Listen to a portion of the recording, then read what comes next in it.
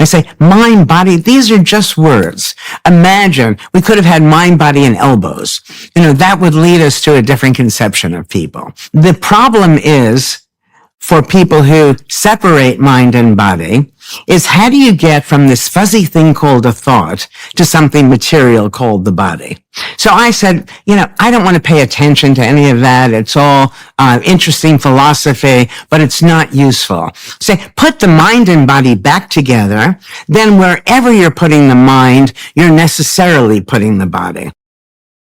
I'm extremely pleased to announce that Daily Wire Plus has decided to make the 16-part Exodus seminar fully and freely available to everyone over the next 4 months on YouTube. We are, therefore, truly beyond pleased to invite you all most hospitably to partake in this great moral banquet.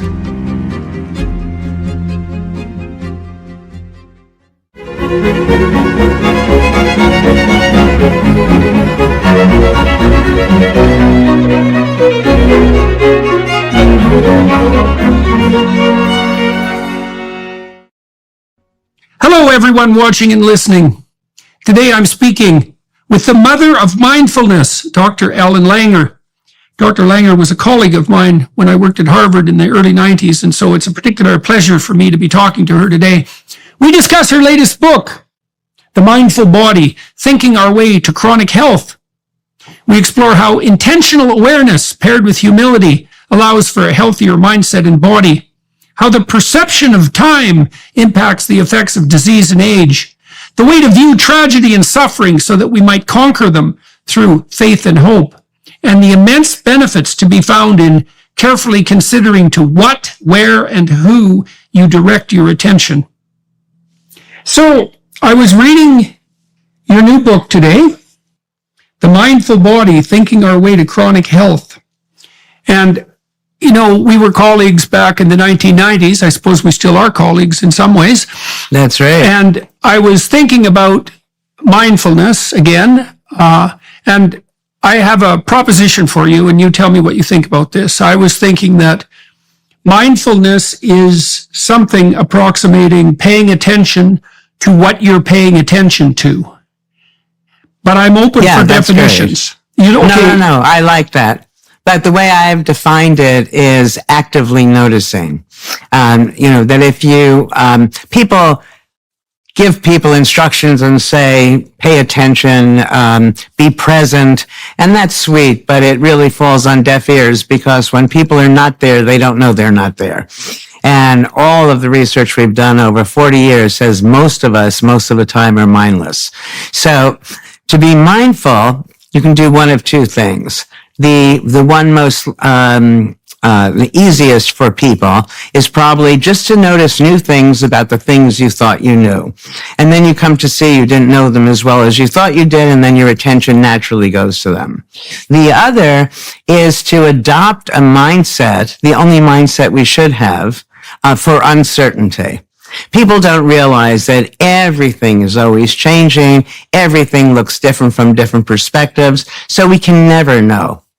And if you know you don't know, then you naturally stay tuned in. If you thought you knew what I was going to say next, why listen to me? So Jordan, it's fun when I lecture. I often begin the lecture and I ask people. So I'll ask you, how much is 1 + 1? And people are annoyed with me because they think it's ridiculous. And then they dutifully say 2. But it's not always 2. If you add 1 cloud plus 1 cloud, 1 + 1 is 1. Add 1 pile of laundry plus 1 pile of laundry, 1 + 1. Add 1 wad of chewing gum to 1 wad of chewing gum, 1 + 1 is 1. So in the real world, 1 + 1 probably doesn't equal 2 as more often as it does. And the problem is that we're all taught absolutes. We're taught facts that we think are unchanging. And when you think you know, you don't pay any attention. So that's why I like the 1 + 1, because that's the most basic, where people think surely they have the right answer. And I must tell you, so I was at this horse event many years ago. It changed my life. This man came over and asked me if I'd watch his horse for him because he was going to go get his horse a hot dog. You know I'm Harvard, Yale all the way through. Nobody knows better. People know as well that horses don't eat meat. They're herbivorous, right? He comes back with the hot dog and the horse ate it. And it was at that moment that everything I thought I knew, I realized could be wrong, which for me was very exciting because that opened up a world of possibility. When was that? Oh God, that was about, a long time ago. I'd say maybe even 30 years ago. So I have been in this state of openness for at least, if not for my lifetime, for at least the last 30 some odd years. So you mentioned art, for example, and you mentioned actually that people should pay more attention to what they take for granted. And one of the things that I've come to realize, I think, but they can't. No, but Jordan, they can pay attention to what they take for granted because it doesn't occur to them. They're in a robotic state of mind. I'm sorry to interrupt. Well, no, that's fine.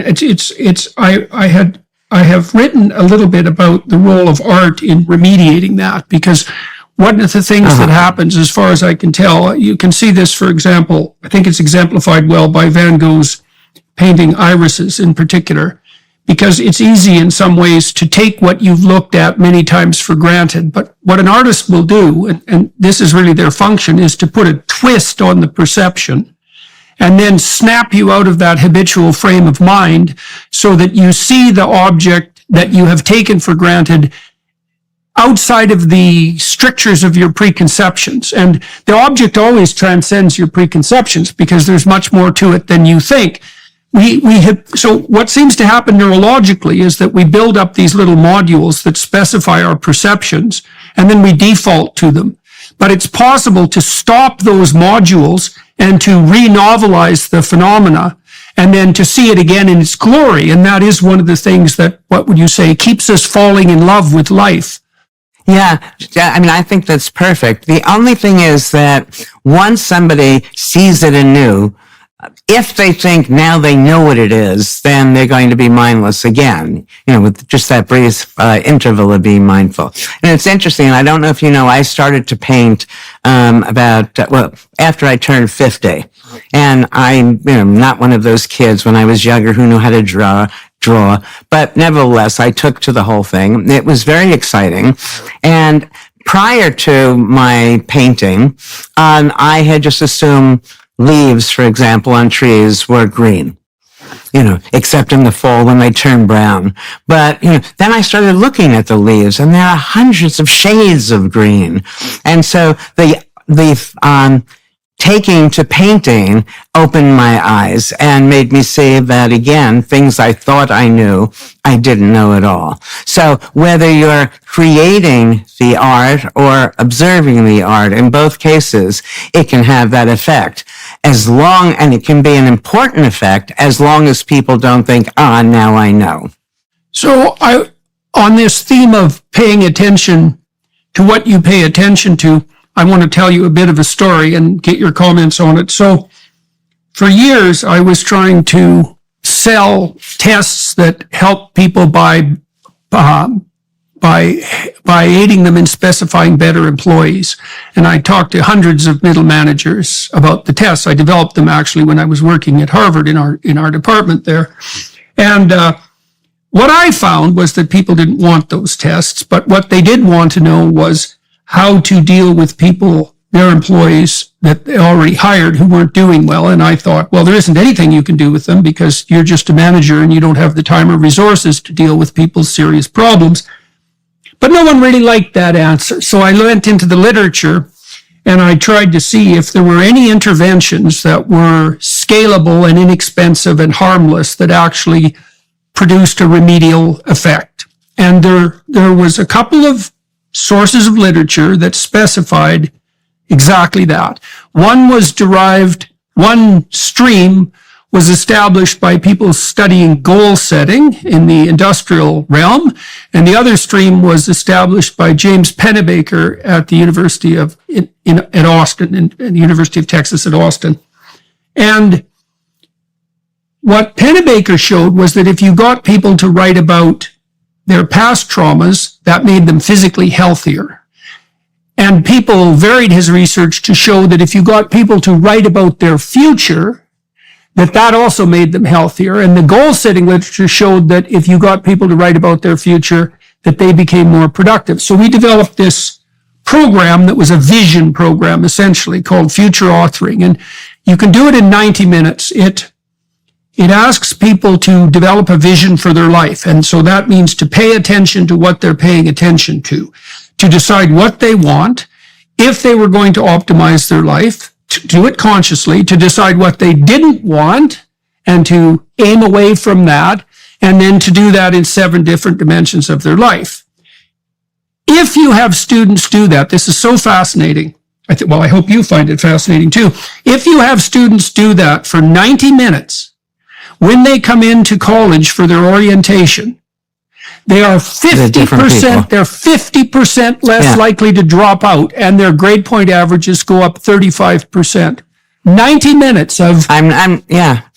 No, I think that's great, Jordan. I'm not surprised because everything that you just mentioned, Penny Baker's work, for instance, is an instance of making people mindful. If you are writing about traumas that you've already discussed with people, it doesn't have the ameliorative effect. And the thing about coming up with a scale, it's very interesting because people don't realize that what we're always doing is trying to solve today's problems with yesterday's solutions. And so when you're taking a scale, you're assuming everything is staying still. And those people may have, if they did well on those scales, possibly do well at the job as it was defined in the past. But it's going to change. So I have a different approach to all of it, which is essentially the same thing that you're suggesting with this 90-minute interaction for students, which I think is wonderful. What you're doing is waking them up. And when you're writing about the past, where you have to write about something you never explored before, obviously you're being mindful, because the idea of being mindful is noticing new things. When you're writing about the future, because you haven't experienced the future, again, you're being mindful. And so, they should be taught just to be mindful from the start, either in your way or added to it or in place of it. And just an understanding that is very unusual, especially in schools, for people to be taught to exploit the power and uncertainty. Again, all of the schools, parents, the army, industry in general, teaches people absolutes. This is the way you do it. This is what it is. Horses don't eat meat. 1 and 1 is 2, and so on. And by teaching people that everything looks different from different perspectives, everything is always changing, uncertainty is the rule, not the exception, and you don't have to feel bad about not knowing. You should make a universal rather than a personal attribution for not knowing, because nobody knows. And not knowing is good, because then it makes everything potentially new and exciting. I'm thrilled that you found this in 90 minutes. Well, it's stunning. It actually shocked me half to death, because I started thinking about it. I had been using the same program in my classes because I had people outline a vision for their future. And then I started thinking about the fact that we don't do this in the education system. So I was teaching kids who had 15 years of education already. And no one had ever sat them down once in their entire educational history and said, why don't you think about what you really want and who you could be and how you might lay that out? And so then I did some research into trying to figure out why in the world this was, because it was as if we have a society that's predicated on literacy and forgot entirely to teach people to read. There's nothing more important than helping people establish vision. So I looked at the history of the development of the education system, and it turns out that it was developed as a consequence of bringing in Prussian militaristic models of blind obedience in the late 1800s, right, to produce mindless workers who would not be creative and who would not question authority. And so that's actually that rule following, that mindless rule following that you're describing is built right into the system. Yeah, that's great. You know, that I've been studying mindful learning where essentially all you do when you're teaching is make it conditional. You know, rather than saying, here are 3 reasons for the Civil War or whatever, it would be, here are 3 reasons that could explain the Civil War from this perspective or that. So you change things, horses don't eat meat, to, it seems that most horses don't eat meat, possibly horses don't eat meat, it could be that horses don't eat meat, you know, all of the words that suggest it's not always so. And then you get an enormous difference because people don't learn the lesson and then think, now I've got it, and then close their mind to all the ways it's changing. It's interesting because somebody asked me the other day when I was doing the podcast, because I said we should be mindful all the time. And I'll explain what I mean by that to you in a moment. And they said, you know, isn't it exhausting? And I'll talk about that. But the important thing was they said, you know, why is everybody so mindless? Doesn't it serve a purpose? And my answer to that, and I'm curious about your reaction to this because I think you're better read in this regard than that I don't have any data, but my armchair reasoning leads me to believe that teaching everybody all this mindlessness instantiates the status quo. You know, there's no reason why you and I should have these lofty positions and so many others who would have something else to bring to the table that's no less valuable don't get a chance to offer it. You know, so and so we'll speak to that, and then I'll tell you what I mean by why we should be mindful all the time. As central banks in countries like China, India, and Australia begin transitioning to a digital currency, the Federal Reserve has been contemplating the same for the U.S. With the digital currency, the government can track every single purchase you make. Officials could even prohibit you from purchasing certain products or easily freeze or seize part of or all of your money. These are some of the reasons concerned Americans reach out to Birch Gold. They want to have a physical asset like gold that's independent of the US dollar. You can protect your IRA or 401k by diversifying with gold from Birch Gold. Historically, gold has been a safe haven in times of high uncertainty, which is right now. Learn if gold is right for you too. Text Jordan to 989898 and they'll send you a free info kit on gold. With an A+ rating with the Better Business Bureau, thousands of happy customers, and countless 5-star reviews, I trust Birch Gold to help you diversify into gold. If a central bank digital currency becomes a reality, it will be nice to have some gold to depend on. Again, text Jordan to 989898.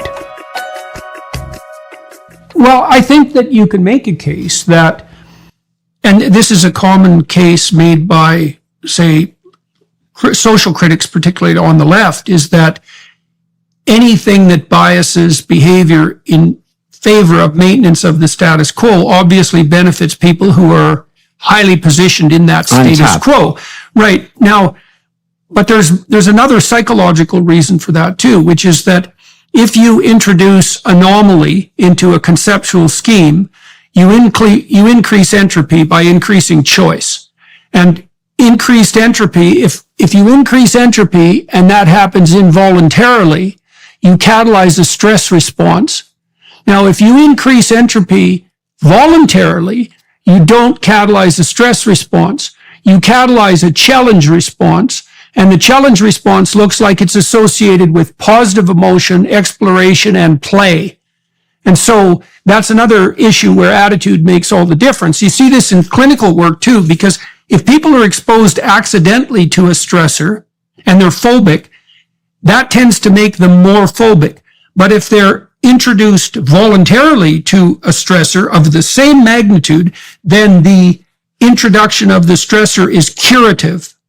And then on your final point, you said that it's also easier, let's say, to default to mindlessness. And the thing is, that's true. No, I don't think I don't think it's really easier. In fact, I think people don't fully understand what I mean by being mindful. Because they think, when I say you should be mindful all the time, people get crazy. How could that be? Because they confuse mindfulness with just thinking. And thinking has gotten a bad rap. Yeah. Thinking is fun. What's not good about thinking and stressful about thinking is worrying about whether you're going to get the problem solved, whether you're going to look stupid when you come up with your answers, and so on. Which is the stress that you're talking about, and that's debilitating, but all stress is mindless. So my view is that if you're going to do it, you should be there for it.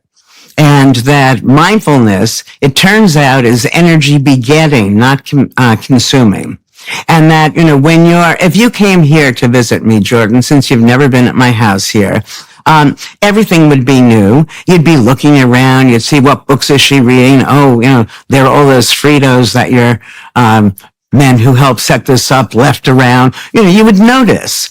And it wouldn't be hard for you. You go on a trip to Europe. You don't have to practice being mindful. Your expectation is it will all be new, and so you are mindful. And mindfulness is the essence of engagement. It's what you do when you're having fun. So, is there a limit to how much fun and how happy you can be? I don't think so. So we should be mindful all the time. And people say, well, aren't there circumstances where it's to your advantage to be mindless? My answer is emphatically no. And I say, let's say you're at the park and you took a 2-year-old with you. And this is a person trying to challenge me and says, and the 2-year-old wanders into the street. Wouldn't it be best to mindlessly just grab the child so that the child isn't hit by the oncoming car?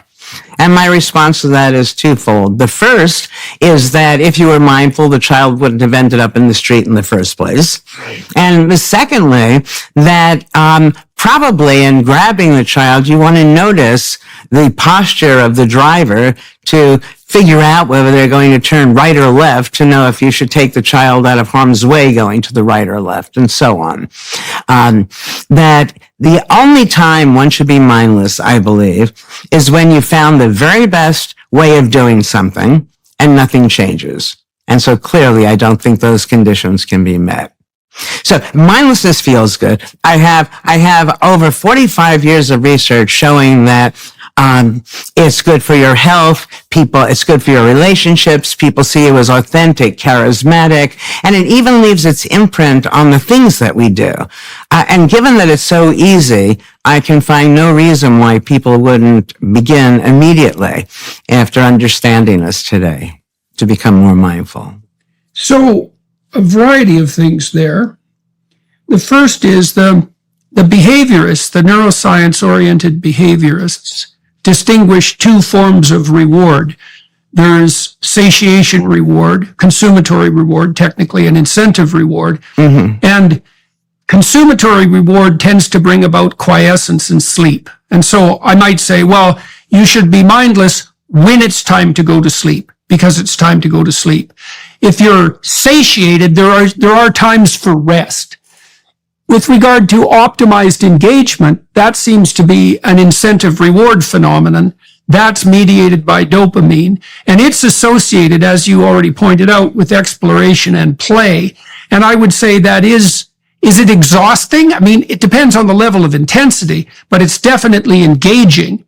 And it's also engaging in an interesting manner, because what play does is engage you in a manner that expands your realm of adaptive competence, right? So you're doing the task, but you're simultaneously getting better at doing the task. And that's an optimized place to stand. That's Vygotsky's zone of proximal development, because you're continually expanding your domain of adaptive competence by playing. And the emotions that are associated with that are associated with engagement and meaning and depth. Right. Yeah. It's interesting. You mentioned fatigue. So, in the Mindful Body, I present some research on fatigue. Let me give you, the simplest of these. Let's imagine, we don't have to imagine and I'll report it. So we have a group of people, we have them do 100 jumping jacks. Very simple. And tell us when you get tired. So they get tired around 2/3 of the way through the activity, around 67. Then we have another group of people. They're going to do 200 jumping jacks. And we ask them, tell us when you're tired. And they also are tired 2/3 of the way through, which is twice as many jumping jacks as the former group. And we do this across all, with ballerinas, in all different spheres. So there's a degree to which fatigue itself is a mindset and limits us. But I think that, if you go back to, you made me think about something. If somebody, you get into bed and you want to go to sleep, and you were suggesting that maybe at that point they should be mindless. I think that what happens too often is that the stress of the day keeps people awake. And that if they weren't stressed, and stress is mindless. When you're stressed, two things are happening. First, you believe something awful something's going to happen. And second, that when it happens, it's going to be awful. And prediction is an illusion. So if you said to yourself simply, what are 3-5 reasons why this thing won't happen? You won't fail the test, you won't be fired, your spouse won't leave you, whatever it is that's keeping you awake at night. And you give yourself 3 to 5 reasons why it won't happen. Well, you immediately feel better. Maybe it'll happen, maybe it won't, rather than it's definitely going to happen. And then turn it around. Let's assume it does happen. What are 3 or 5 reasons, ways that that's actually a good thing? And if people don't realize that events themselves don't come prepackaged, there aren't good things, bad things, that whatever happens needs to be interpreted by us. And the more mindful you are, the more available are multiple interpretations, good, bad, and whatever. And I don't know why I keep using this as an example. Maybe help me come up with a better one. But if you and I went out to lunch, and the food was delicious, wonderful, the food's delicious. If you and I go out for lunch and the food is awful, wonderful, the food is awful, presumably I'll eat less and that'll be better for my waistline. And with this attitude, and I don't know if I'm going to be able to make this clear, but I hope people will think about it. There's a way, I live my life and I fall up. I don't fall down. My car gets a ding on it, I get it repaired and I fix something else about the car. So afterwards, it's better than it was before. So when you realize that events don't determine how you feel, it's the view you take of the event that determines how you feel, then, it's hard to understand why we would come up with explanations that are frightening and stressful.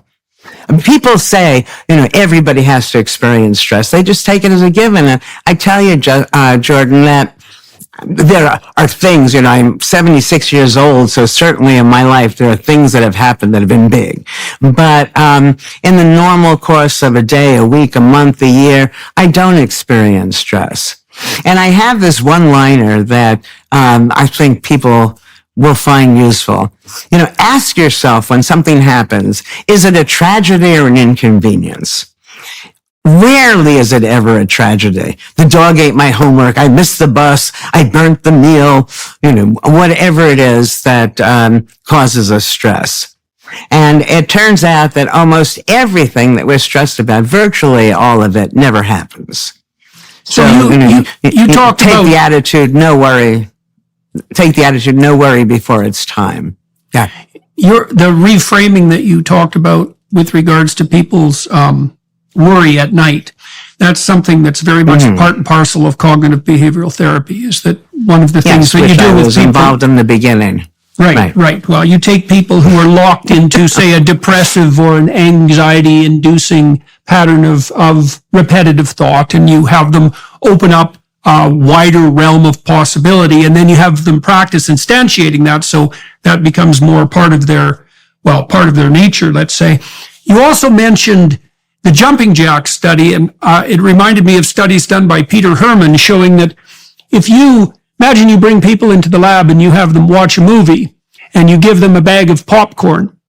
If you give them a small bag of popcorn and you ask, they'll eat the whole bag of popcorn, and then if you ask them if they want another, they'll say no. But if you give them a bag of popcorn that's 5 times that big, they will also eat don't. that. Yes, exactly. It's like, what seems to happen is that we set up a target, and the target is somewhat arbitrary, right? So it could be portion size, and then the goal is to hit the target, and the emotions that are experienced in relationship to that target are target dependent.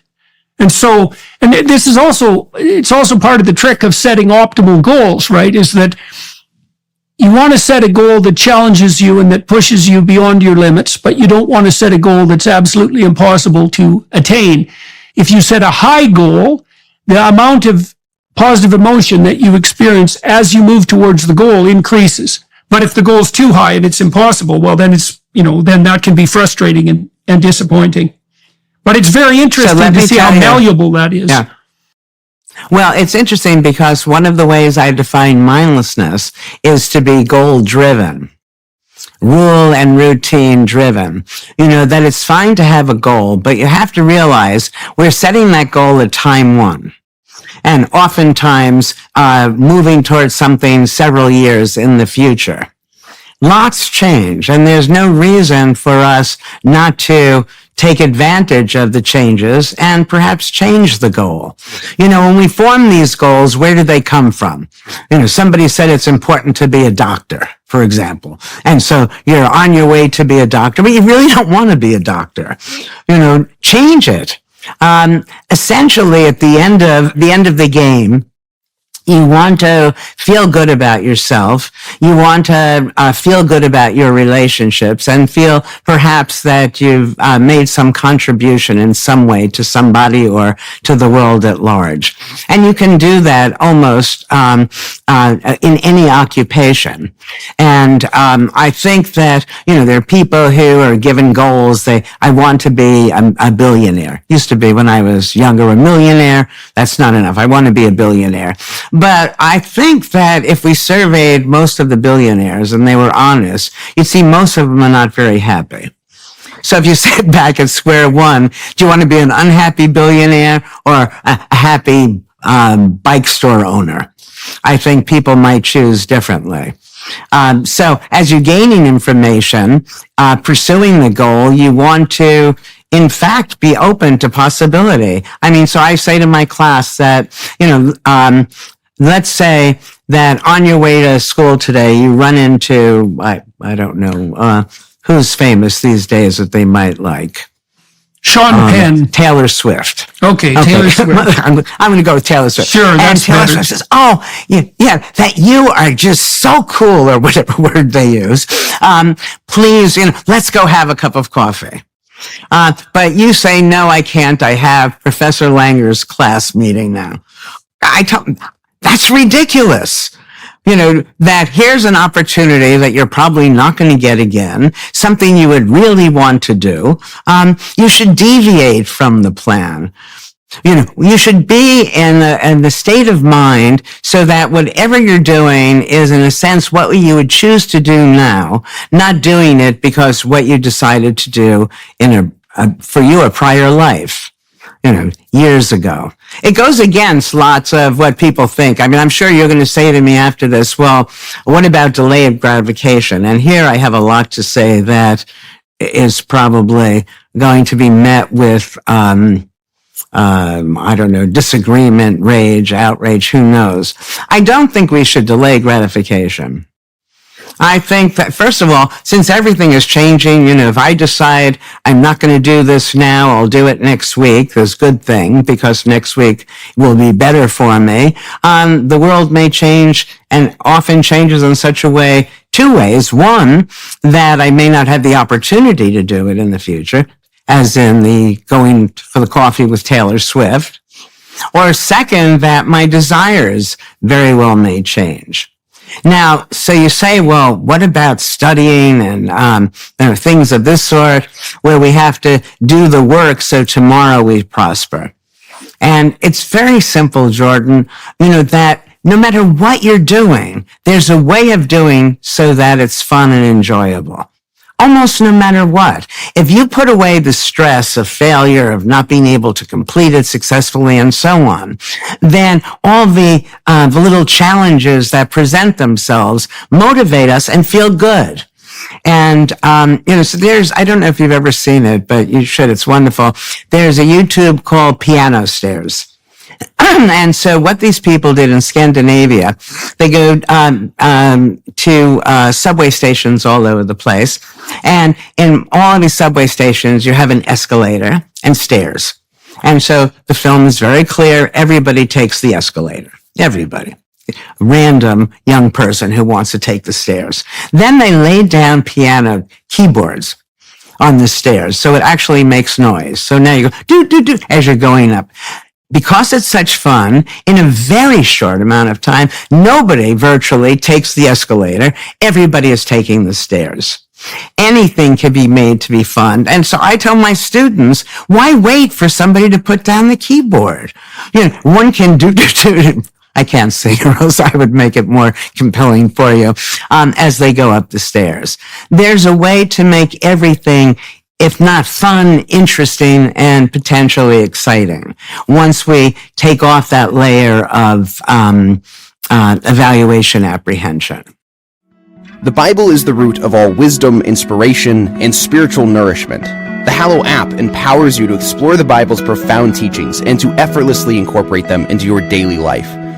A great place to start while you deepen your understanding of the Bible is to check out Father Mike Schmitz's Bible in a Year, available on the Hallow app for brief daily readings and reflections. Here you can dive into an extensive library of Bible reading plans, accompanied by insightful reflections and audio-guided meditations. Whether you're a seasoned Bible reader or just starting your journey, Hallow provides a platform for you to engage with Scripture like never before. Studying the Bible's literary brilliance has influenced countless writers, poets, and artists throughout history. By studying the Bible yourself, you'll gain a deeper appreciation for the power of storytelling, symbolism, and metaphor, enriching your understanding of literature across different genres. The Hallow app also helps you connect with a community of like-minded individuals, sharing experiences, insights, and encouragement along the path to spiritual growth. Download the app for free at hallow.com/Jordan. You can set reminders and track your progress along the way. Enrich your education and nurture your mind and soul today. Download the Hallow app at hallow.com/Jordan. That's hallow.com/Jordan. hallow.com/Jordan for an exclusive 3-month free trial of all 10,000 plus prayers and meditations. Well, one of the things you do, I've got two lines of questioning to explore in relationship to that. One of the things you do as a clinical therapist is help people find the manner in which they can extract enjoyment from, at least in potential necessary tasks, right? To help them recraft the way that they're looking at the world. So, for example, one way of approaching that is that if someone lives in a very messy and disordered environment and they want to put that into something approximating order, you experiment with them to find out how much they could work on that every day until they find an optimized balance so that they're compelled and interested in doing it. And it might be that they can only do it to begin with for 2 minutes or 3 minutes, but they can joust with themselves to find out what's interesting and engaging. And it is certainly the case that you can ask yourself, regardless of the task that you're engaged in, how you could orient your attention so that that task would be as engaging and meaningful as possible. And that's a constantly worthwhile thing to do. Now, I want to decorate that with something. So you might find this interesting. I hope you find it interesting. So, this issue of attention has been an obsession of deep thinkers for thousands of years. I spent a fair bit of time studying ancient Egyptian theology. So there's a set of stories that derive out of ancient Egypt that they're extremely influential. In fact, some of the symbols we still know. So one of the symbols is the famous eye, the Egyptian eye with the curved eyebrow. So here's what the Egyptians figured out. They figured out there were 4 deities. So one deity was the king. That was Osiris. One deity was the king's evil brother. That was Seth. That word eventually becomes Satan. One deity was Horus, who was a falcon, and the other deity was Isis, who was queen of the underworld. So Osiris is habit. And Osiris is represented by the Egyptians as a great king who's now anachronistic, archaic, and somewhat senile and willfully blind. Okay. Now he has an evil uncle. He has an evil brother, and that's Seth, the evil brother of the king. And he's the proclivity of ordered systems to become malevolent with time. The antithesis of that is Horus. And Horus is the open eye and the falcon. And he's the falcon because falcons can see better than any other animals, including human beings. And so the Egyptians determined that Horus, who was the god of attention, was the force that kept the evil king at bay, so destroyed the negative consequences of habit, and revitalized the social order. And they prioritized attention as the highest god. And so did the Mesopotamians. So they had a god, Marduk, who was their pinnacle god. So, Jordan, they all beat me to the punch. So this is good to know. And the question is, why has it taken so long for cultures around the world to see the wisdom in all of this? Well, Alan, do you think it's partly because if you start to become mindful, there's also the possibility that you'll bring your shortcomings to mind. Like, imagine that you do start a practice of attending. As you attend, you're going to learn things about yourself that are interfering with your ability to openly attend, right? And that can be challenging and off-putting because you can see, because you're wondering, well, if this is so obvious, why don't people notice it? Why don't people just automatically do it? And I do think that part of it is that when you start to pay careful attention, you find things that need to be fixed, and that calls you. So that's one possibility, anyways. Well, so let me speak to that, because something that's very important to me is the idea that behavior makes sense from the actor's perspective, or else he or she wouldn't do it. And so if one were mindful, they'd be aware of why they're doing what they're doing. And it turns out that every description we have of people, ourselves or others, has an equally potent but oppositely valenced alternative. So you want to diminish me because I'm so gullible, which I am. From my perspective, I'm trusting. You drive me crazy because you're so inconsistent. From your perspective, you're flexible. You can't stand me because I'm so impulsive. That's because I value being spontaneous. So it's interesting. You'll like this as a clinician. Years ago, we did this study where we gave people about 200 of these behavior descriptions. And we said, circle those things about yourself that you want to change, but you have trouble changing. Okay, so for me, it would be gullible, impulsive, for example. Now you turn the sheet of paper over, and in a mixed up order are the positive versions of each of these. And now we ask people, circle those things about yourself you really value. Trusting and spontaneous. And so as long as I value being trusting, I'm going to necessarily be gullible. As long as I value being spontaneous, people on occasion are going to see me as impulsive.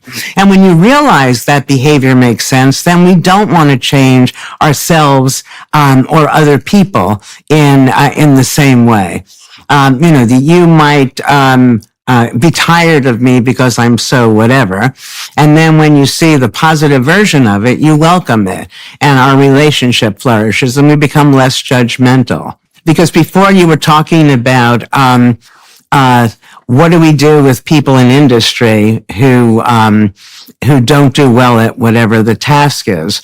And it occurred to me that everybody doesn't know something. I wrote a little song about this that I sang and taught my grandkids. I'm not going to sing it because I can't carry a tune, although I should, Jordan, because that's what it's about. I do a lot very, very well. So why should I hesitate? So here we go. You ready? I'm ready. Everybody doesn't know something, but everyone knows something else. Everyone can't do something, but everyone can do something else. So my long-term goal is to take the horizontal where we comfortably sit on top and the vertical rather, and make it horizontal, where everybody is valued. And so the person who seems not to be able to do whatever it is will be able to do it differently somehow else. You know, it goes back to, you have your teaching and you ask your students how much is 1 and 1, and one person in the class says 1. And what we do now is we belittle that person. We teach the students around to have no respect for that person. Where in my world, what we do is say, Johnny, Susie, whatever, how did you come up with that? And then they tell us they added 1 cloud plus 1 cloud, or however they came up with it. And that we learn that much more. You know, I was lecturing in South Africa many years ago, and I was staying at this fancy hotel. And I was down at the pool resting one afternoon, and I noticed that there was this enormous amount of real estate in the hotel, you know, part of the hotel, that nobody was using. And the only person who knew that was the lowly cabana boy. You know, that, of course, if we assumed that he had something really to offer, we would think to get that information from him and then make more money, which seems to be the goal of most of these entrepreneurs or hotel owners or what have you. You know, so we're brought up thinking there's a single way of doing things. There's a single answer to questions, and all of that fosters our mindlessness. And, you know, sometimes when I'm lecturing, I'll look in the audience to see if there's some guy who seems really big. And I'll say, you know, ask him if he'll come to the stage. So let's assume I'm lucky that day and he's 6'5". Well, I'm 5'3", almost. All right. And so we look ridiculous next to each other. And then I asked him to put his hand up, and his hand is 3 inches bigger than mine. And then I raised the question, should we do anything physically the same way? Should we hold a tennis racket, a baseball bat, a golf club? And the answer is clearly no. And that the more similar you are to the person who wrote the rules, perhaps the better it is for you to follow. But the more important part of that is the more different you are, the more important it is for you to find your own way of doing it. And, you know, and that when people are taught conditionally, you know, you sort of hold the racket like this, or you could hold the racket like this, they're more likely to come up with their own way than somebody who's told this is the way. Okay, so I want to sort what appear to be 2 competing claims out in my imagination. So on the one hand, as far as I can tell, you're making the case that all things considered, an attitude towards the world that's more attentive and mindful is better. So that's a definite up. Okay. Yes. But you added to that a different conception, which was that every negative trait, let's say, has a positive element, which, by the way, is something that seems to me to be an appropriate statement. But there's somewhat of a contradiction there, as far as I can tell, because on the one hand, you're flattening out the moral hierarchy and saying, well, there's a multitude of ways of looking at things, and just because you think something is bad, it isn't necessarily bad. It could be good in another way. But at the same time, there is a sort of ultimate top, which is better. Okay. Yeah. So how do you reconcile those? That's right. I don't. I think that, you know, that in today's world, we all aspire to certain things, and given the values that are currently operative, to meet those values, to live the kind of life that most people seem to want, which is not answering the question about whether they'd be better off living a very different kind of life. Mindfulness sets the stage for it. And, you know, that if it's a contradiction, so be it. You know, that I think that we can live with contradictions until we accumulate enough wisdom to resolve them. But at this point, yes, that's exactly what I'm saying. Nothing is good or bad, except it's better to be mindful. But you know, I think one of the things that I'd like to talk about, if you're willing, is some of the health work in the mindful body. Because here, one of the values that we seem to have, is to be healthy, to live a long, happy, healthy life. And one could argue that also, that if one is going to live multiple lives, which some people believe in reincarnation and whatever, maybe that goal is misplaced. But if we take that goal as real, a great deal of the information we've been given is simply wrong. And I go back to the horse that ate the hot dog. And what people need to realize is that studies, research can only give us probabilities. You do a study, and the study shows you that if you were to do it again the exact same way, which we could never do, we're likely to get the same findings. These probabilities are then taught to us as absolutes. Horses don't eat meat. 1 and 1 is 2, and so on. Now, when you're given a diagnosis and you're told, research shows that you have 6 months to live or whatever it is, I mean, that's insane. Nobody can know that. And when you realize that everything we're taught are maybes, it allows us to go forward and find new ways of doing things, new ways of meeting our needs, and so on. So I talk a lot in the Mindful Body about mind-body unity. And tell me what you think of this. I say, mind, body, these are just words. Imagine we could have had mind, body, and elbows. That would lead us to a different conception of people. And right now, people think, that mind and body being separate, and they know, well, they're sort of connected. They don't know how.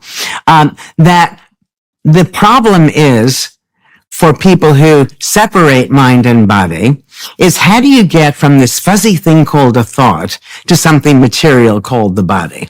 So I said, I don't want to pay attention to any of that. It's all interesting philosophy, but it's not useful. Say, put the mind and body back together. Then wherever you're putting the mind, you're necessarily putting the body.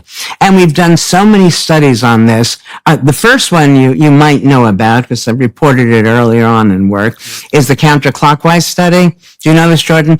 We retrofitted a retreat to 20 years earlier and had old men live there as if they were their younger selves. So they're speaking about the past in the present tense. Everything is designed to make them think that now was 20 years earlier. As a result of this, without medical intervention, in a period of time as short as a week, I think it was only 5 days actually, their vision improved, their hearing improved, their memory improved, their strength improved, and they look significantly younger. Just by putting the mind in a different place. So you want me to tell you about a couple of the newer ones that are in the new book? Please do, and then I'll respond. Okay. So I'll go in some chronological order. The next one we did was a study with chambermaids. And we asked the chambermaids, how much exercise do you get? They thought exercise is what you do after work, because that's what the Surgeon General leads people to believe, and they're just too tired. So they don't think they get any exercise. So all we did was take half of them and teach them that their work was exercise. Making a bed is like working on this machine at the gym, and so on. So I think we have two groups. One who sees their work as exercise, the other who doesn't realize their work is exercise. Just changing that mindset. Eating the same, working the same way. They're not working harder. They're not eating less. They're not eating more. Just changing their mind to now their work is exercise. They lost weight. There was a change in waist to hip ratio, body mass index, and their blood pressure came down. Okay, so now let's go fast forward. Let me just give you one of the newest studies. So we inflict a wound. Well, you know that it would be wonderful if I could do something dramatic and really hurt people. I have no desire to do that. And even if I did, luckily the review board is not going to let me. So we inflict a minor wound. Now we have people sitting, it's a little more complicated than I'm saying, but just so it becomes clear. They're sitting in front of a clock. For a third of the people, the clock is going twice as fast as real time. For a third of the people, the clock is going half as fast as real time. For a third of the people, the clock is real time. And the question is, how long does it take the wound to heal? Well, it turns out the wound heals based on clock time, perceived time.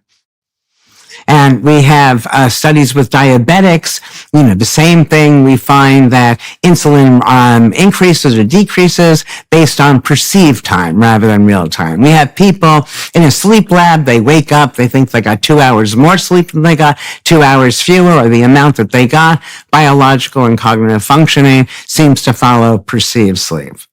And all of this might be a fun story for you. Somebody had asked me, where did this come from? I mean, how did I get into this? And I was married when I was very young, and I went to Paris on my honeymoon. And it was very important that I was very sophisticated, because now I was a married woman, even though I was a baby. And I ordered mixed grill in this restaurant we were eating in, and on the plate was pancreas. And I said to my then husband, which one is the pancreas? He says, that one. Okay, so now I don't know if I can do it, but I feel like now I'm so sophisticated, I have to be able to eat the pancreas. I eat everything on the plate with gusto. Now the moment of truth. Can I eat it? Well, I start eating it and I'm literally getting sick. I can't swallow it. Okay. And my then husband starts laughing. And I say, what's so funny? He said, that's chicken. You ate the pancreas 20 minutes ago. Okay, so I said, wow, what's going on here? It's like you're walking down the street and a leaf blows in your face and you get all startled until you realize it's just a leaf. That our thoughts have enormous control over our health. And we need to pay more attention to that. So my mother had breast cancer, the last story. My mother had breast cancer that had metastasized to her pancreas. And that's the end game, right? Pancreatic cancer. And then magically it was just gone. And the medical world couldn't explain it then, and they still can't explain it now. And this mind-body unity idea does explain it. And I think spontaneous remissions are much greater in frequency than people realize. You have people who never get to the medical world in the first place, who have tumors that they don't know they have, or even you and I, tumors that are there that are magically gone. We've all heard stories of people who are told they only have a year to live, and they're telling us the story 10, 15 years later. And when we believe again that we can beat whatever this thing is, we organize ourselves differently. And even in a very mundane way, if I think that I'm going to live, I start living, I start doing things. The neurons are firing. Where if I believe my demise is only moments away, I shut down, and help in some sense the end of my life. According to a recent study of hundreds of post-abortive women, 60% of women reported that they would have preferred to give birth if they had received more support from others or had more financial security. And that's where Preborn steps in. Preborn is there for women in their darkest hour, deciding between the life and death of their precious child. The reality is that women are being pressured to make this fatal decision and are being told that their babies are just a clump of cells. Preborn welcomes women with love and introduces them to the beautiful life growing inside of them, which doubles their baby's chances at life. When you support Preborn, you not only support women, you empower them. Your donation of $28 will help a woman receive a free ultrasound. Your love can save a life. Dial pound 250 and say the keyword baby, or visit preborn.com/Jordan. All gifts are tax deductible. You will never regret saving a child's life. That's pound 250 baby, or visit preborn.com/Jordan. Okay, so I've got a variety of comments about what you just said. My wife was diagnosed with cancer.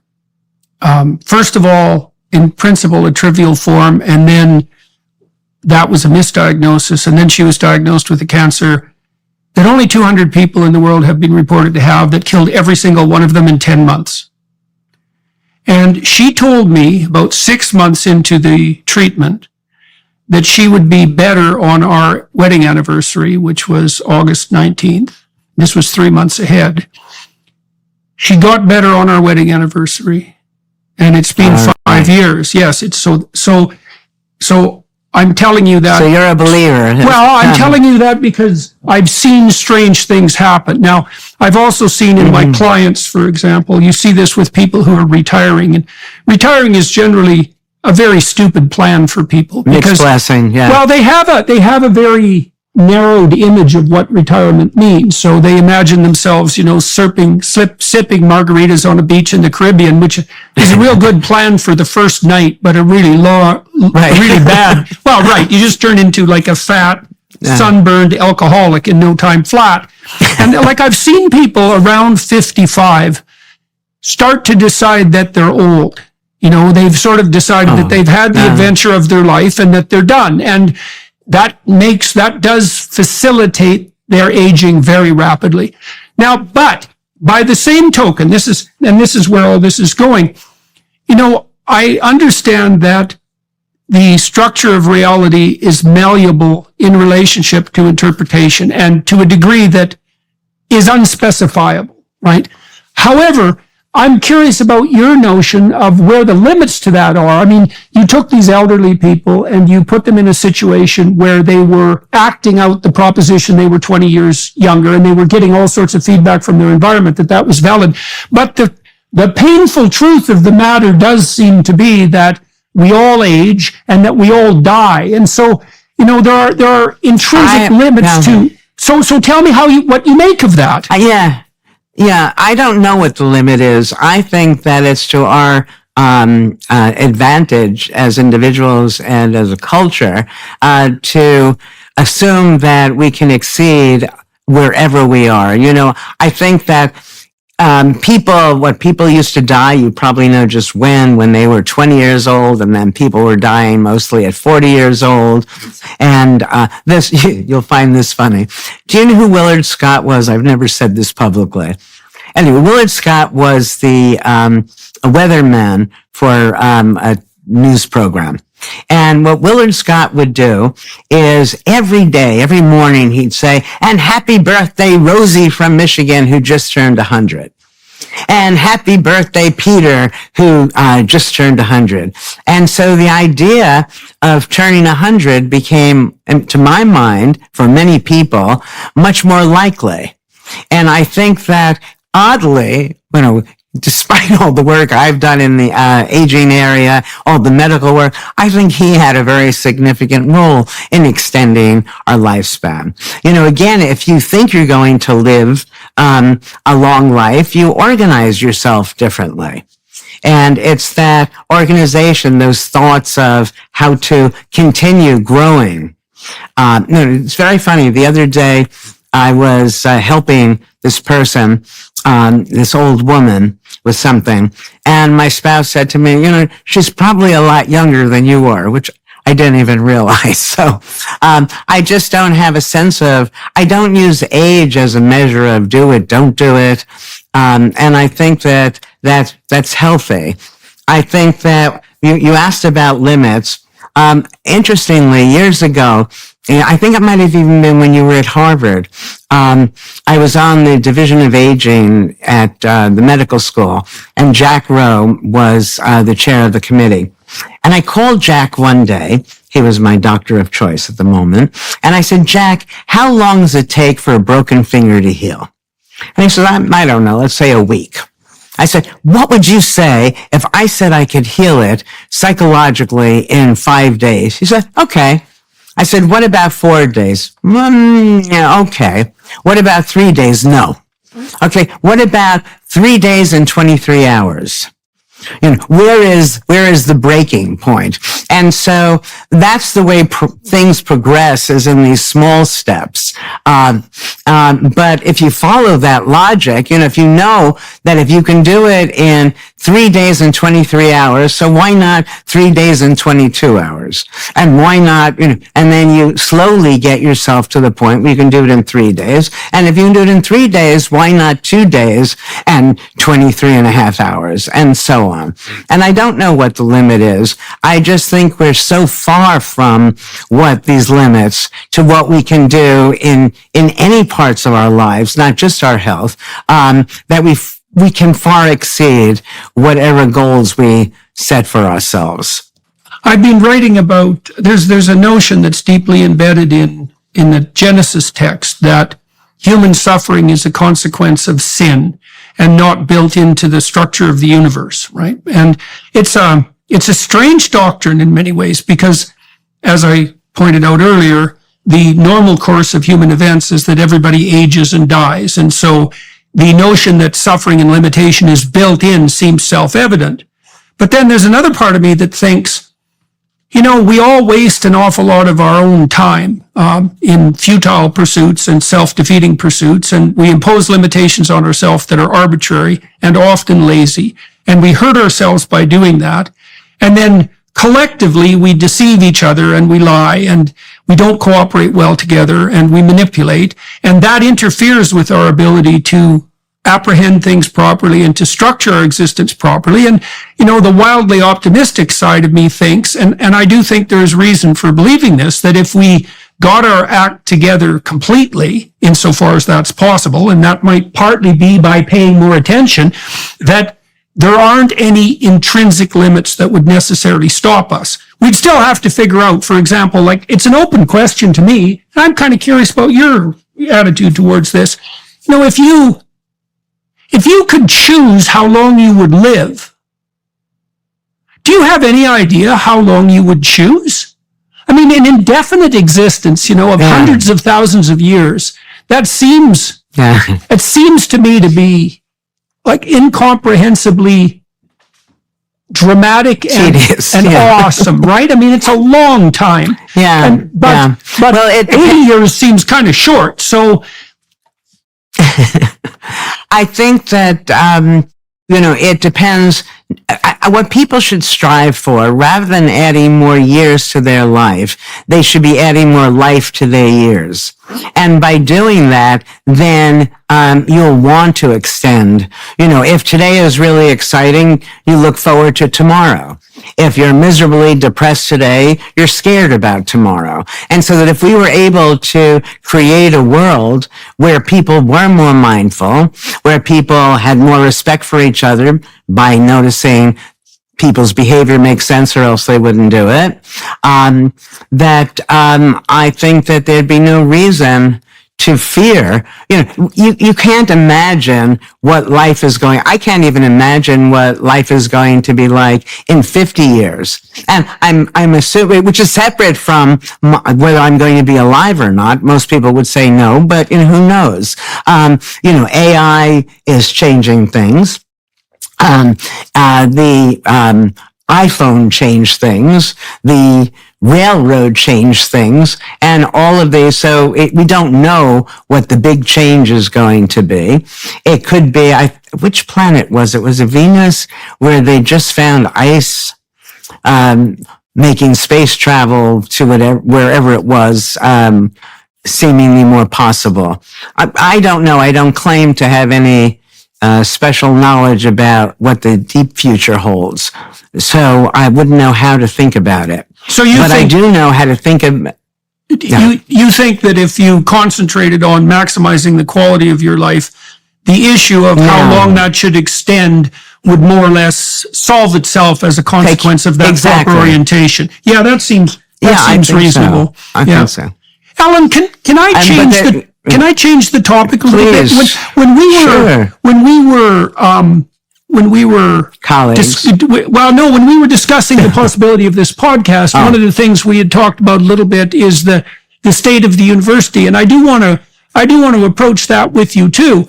When I worked with you, if you don't mind, when I worked with you in the 1990s, I was at Harvard between 92 and 98, and I thought it was a great privilege to be there. I really enjoyed my time. In terms of attitude, there was something interesting that happened then too that you might find worthy of contemplation, given your attitude towards attitude.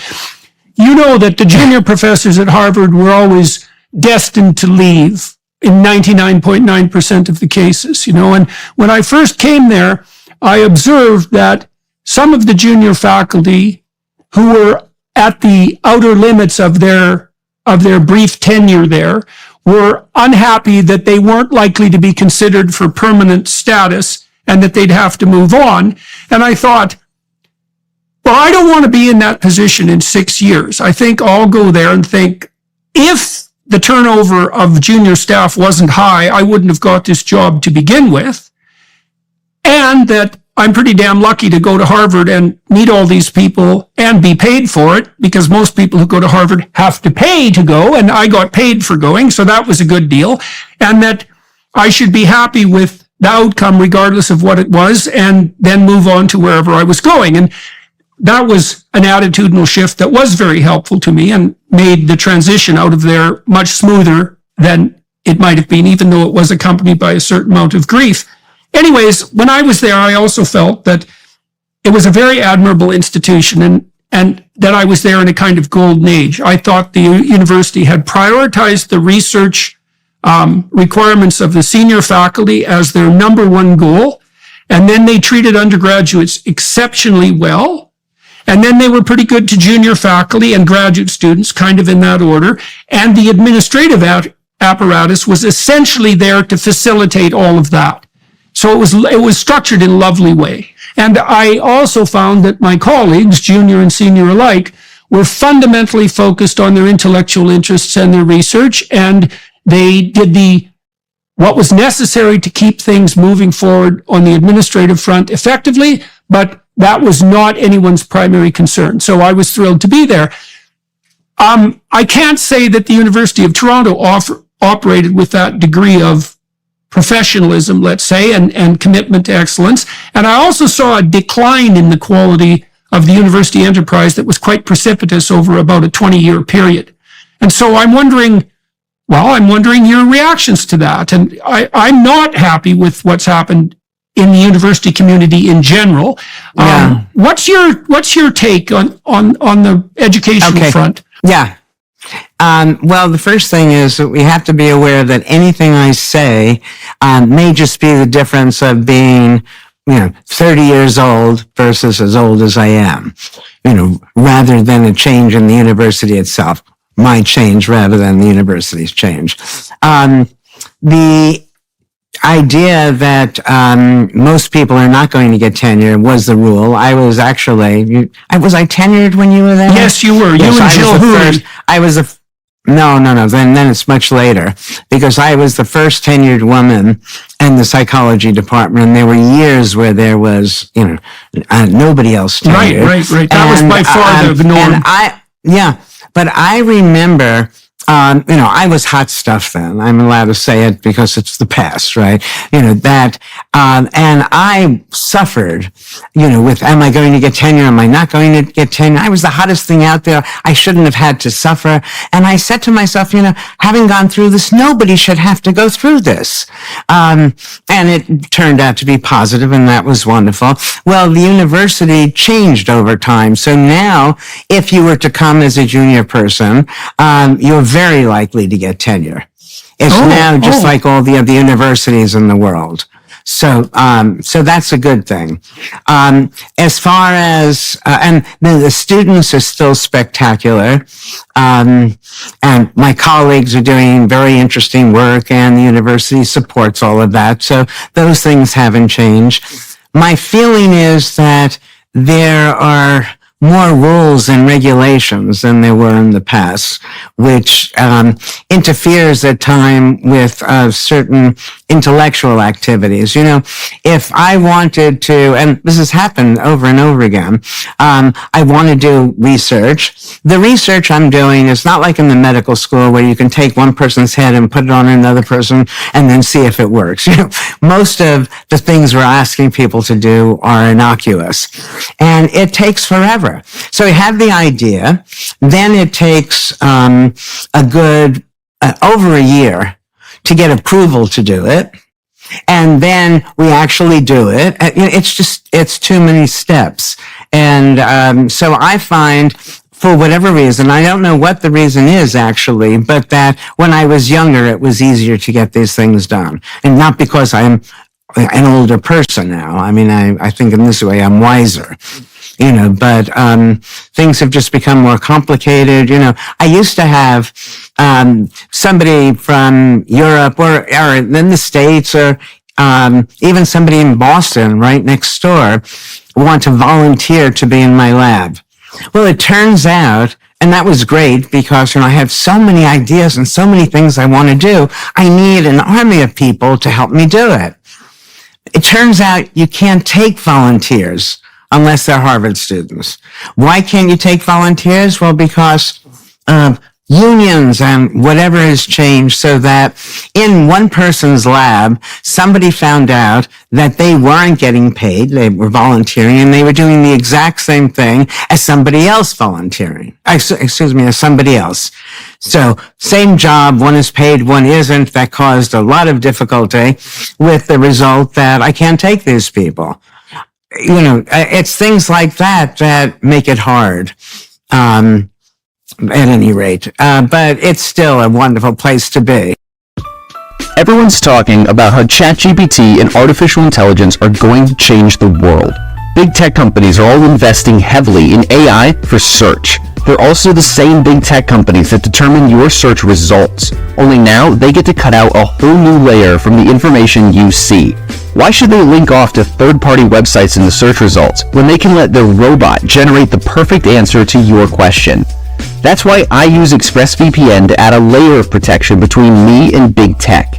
The ExpressVPN app hides my unique IP address on all of my devices. This makes it much more difficult for big tech to identify who I am and match my activity back to me.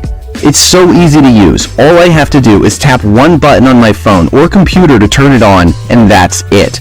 ExpressVPN also encrypts 100% of my online traffic, keeping me safe from hackers and prying eyes.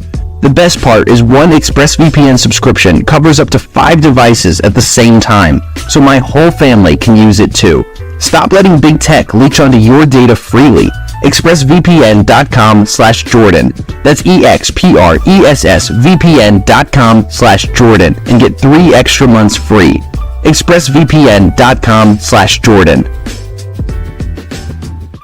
You've seen somewhat of a proliferation of bureaucratic impediments. It's hard on the research side because if you're an entrepreneurial and creative person, which is what you need to be if you're going to generate a lot of research ideas, there's a certain quickness of mind and approach and striking while the iron is hot that goes along with that, right? Because you have to follow that thread of interest. And for me to have to delay a study for a year means that by the time the study is possible, I don't want to do it. Well, not in the least. It's like I haven't learned anything in the intervening year? Right. What kind of useless bastard would I be in that situation? So let me tell you something. So I think that this was, I don't remember the year, but it was a long time ago. So it might have even been before things were bureaucratic. You still had people on these review committees who I disagree with vehemently. So I want to do this study. I actually talk about this in The Mindful Body, which we ended up doing. But the study is, we want to see the difference between seeing your cancer as in remission versus seeing it as cured. All right. Now, when the cancer is not there, it's, this happened. A friend of mine who had a very bad case of cancer. One day she comes back from Mass General and I said, how are you, Eva? She said, great. My cancer is in remission. And at that moment, the light bulb went off. I said, why is it if I had the exact same test, they'd tell me I don't have cancer? And she has cancer in remission. And, once a person is told that cancer is in remission, the implication, it may still be there and that you're stressed. And that stress, I think stress, by the way, is the major killer over and above genetics, over and above nutrition. And so a woman with the silly 5-year rule, where there's no data for it, the cancer is gone, they're not going to declare her cancer-free in any permanent sense until 5 years have passed. 5 years of stress is awful. And what people need to understand is that if you're in remission, and I'll tell you about the study in a moment, but if you're in remission, you're worried about the cancer. If you're cured, you go about living. And if cancer comes back, in some ways, it'll be the same cancer. That's why we call it cancer. But in just as many ways, it's brand new. And so there's reason to see it as something different. It never comes back exactly the same. And so when you have a cold, and then the cold is gone. You don't see yourself as in remission. And when you get another cold, you don't see it as the same cold as before. It's a brand new cold, even though they both bear similarities, which is why we call them both colds. And so each time you beat a cold, you become in some sense less and less frightened of getting a cold. I can beat this. I've beaten it many times in the past, which is not the case oftentimes with cancer. So what we did, and here's where the review board comes into play, the first attempt at this was to ask people, women, on a cancer awareness walk about whether they see their cancer as in remission or cured. And then we'd check back a while later, 6 months later, to see how their health has progressed. The review board wouldn't let us do this because asking somebody about their cancer they thought was stressful. These are women on a breast cancer awareness walk. I mean, and so it required lots of fighting with them. The best one, years and years ago, this student comes in, she's gay, and she believes, and I think it's a very reasonable assumption, that if a child is brought up by two women, since mothers are so important to the upbringing of kids, this child is going to be better off. And that would have been worth noting. So what she wanted to do was to go into gay bars, and if there were women in gay bars, she wanted to ask them if they had children. And if they had children, she wanted to ask them to be in the study. And the review board said, now remember, in a gay bar, asking people if they're gay is insulting. Well, when I heard this, I went crazy, how homophobic, and whatever. Now, the larger point, I guess, is that the people who are on these boards are ordinary people with ordinary biases. Things change over time. I couldn't imagine that study wouldn't be allowed to be run immediately now, for better or worse. So for me, these review boards, while I appreciate their need, it's always been the bane of my existence, because if they do a cost-benefit analysis, should we be able to run the study? Well, let's see what the aggravation and potential harm it's going to do to people and what we're going to... For my work, they almost never think it's going to work, which is why I want to do the study in the first place. And so if you don't, if you're on the board and you're going to do a cost-benefit analysis and you don't believe it's going to work, even if I just ask you to fill out 3 questions, the costs exceed the benefits. So it's always been hard for me. And I know that the original nursing home study that we did, where we gave people a plan to take care of, encourage them to make decisions for themselves, and they live longer. This was a very important study, not just from the mind-body unity idea, but for medicine in general. I don't think they'd let me do it now. And I think that's a shame. Well, we don't exactly understand the invisible preconditions for the scientific enterprise, right? I mean, we tend to think of science as a robust enterprise and in some ways a self-evident enterprise. And that's stupid because it's only about 450 years old. And it only emerged once, as far as we know, in human history. And God only knows why we ever allowed it. I mean, a lot of the great early scientists were independently wealthy, or they had a patron like an artist, and they were left the hell alone, thinking of people like Galton and Darwin. I would love that. Right. If you know anybody, I'm available. Yeah, well, it's really what scientists should be looking for, I would say, instead of government funding, because along with that government funding comes exactly the sort of problems that we're discussing right now, which is, is this going to be of broad public benefit? And the answer is, well, if I knew that, I would turn it into a company in a second, right? If you knew for certain that your new discovery was going to be of broad, significant economic benefit, you'd raise money and you'd have entrepreneurs on board in 2 seconds. And so that problem would take care of itself.